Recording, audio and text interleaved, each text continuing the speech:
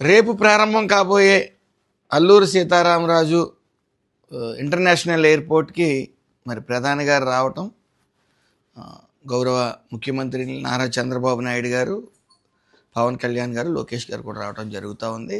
రంగరంగ వైభవంగా మరి అన్ని ఏర్పాట్లు కూడా, ప్రారంభోత్సవానికి అన్ని ఏర్పాట్లు కూడా ఘనంగా చేయడం జరిగింది. కల్చరల్ యాక్టివిటీస్ తరఫున 13,000 మంది కళాకారులు, పిల్లలు మరి అక్కడ ప్రదర్శన చేయబోతూ ఉన్నారు. అదేవిధంగా ముఖ్యంగా ఈ సుందరీకరణ పారిశుద్ధ కమిటీ చైర్మన్గా నియమిస్తూ ఇంకొక 5 మెంబర్లని పట్టాభిరాము గారు, స్వచ్ఛంద్ర కమిషన్ చైర్మన్ పట్టాభిరాము గారు, ఇంకొక 5 కమిటీ సభ్యులతో ఈరోజు ఏర్పాట్లన్నీ పర్యవేక్షించడం జరిగింది. ముఖ్యంగా mobile washrooms, mobile toilets, 900 mobile toilets ఏ అయితే అన్ని ప్రాంతాల్లోని ముఖ్యంగా లేఅవుట్లు ఏ అయితే తీసుకున్నామో పార్కింగ్ కోసం, car parking and bus parking కోసం సుమారు 7 పార్కింగ్స్ తీసుకోవడం జరిగింది, 7 లేఅవుట్స్.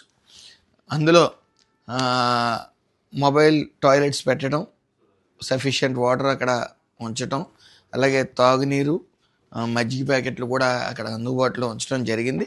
సుమారు 1,200 మంది కార్మికులు, పారిశుద్ధ కార్మికులు అందుబాటులోకి తీసుకురావడం జరిగింది. రేపు సుమారు 5:30 నుంచి వాళ్ళందరూ కూడా అందుబాటులో ఉంటారు.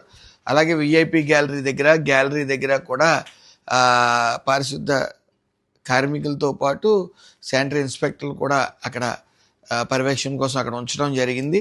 అలాగే విఐపి వాష్రూమ్స్ దగ్గర కానీ అన్నీ శుభ్రంగా అన్నీ క్లీన్ చేయడం జరిగింది. అన్నీ కూడా పారిశుద్ధ కార్మికులు ఆల్రెడీ వాళ్ళ పనిలో వాళ్ళు ఉన్నారు.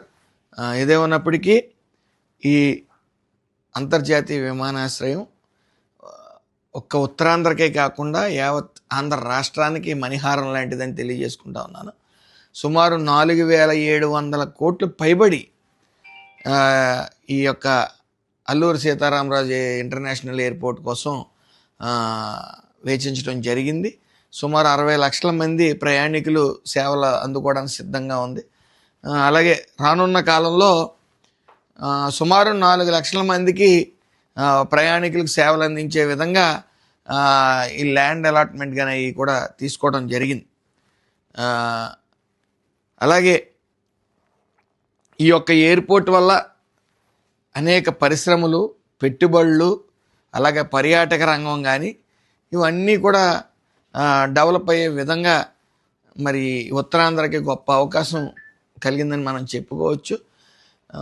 క్రెడిట్ చోరీ అనేది జగన్మోహన్ రెడ్డికి నిత్యం ఆయనకి వెన్నుతో పెట్టిన విద్య కాబట్టి మళ్ళీ మేము ఏదో చేసామని చెప్తా ఉన్నారు. గతంలో అయితే ఎర్రబస్సు కూడా అవసరం లేని ఊరికి ఎయిర్పోర్ట్ ఎందుకని చెప్పి వ్యాంగ్యంగా మాట్లాడిన సందర్భం కూడా ఉంది. ఈ రోజున జరుగుతున్న అభివృద్ధి సంక్షేమానికి వస్తున్న పెట్టుబడులకి ఆయన సమాధానం, ఆయన లేకపోతే ఆయన ఆచరించే వరవడు మాత్రం 1 విష ప్రచారం, 2 క్రెడిట్ చోరీ, అంతకుమించి ఏమీ లేదు. ఏదేమన్నప్పటికీ రేపు అల్లూరి సీతారామరాజు ఇంటర్నేషనల్ ఎయిర్పోర్ట్ అనేది రంగరంగ వైభవంగా ప్రారంభోత్సవం నోచుకోనుంది. Thank you.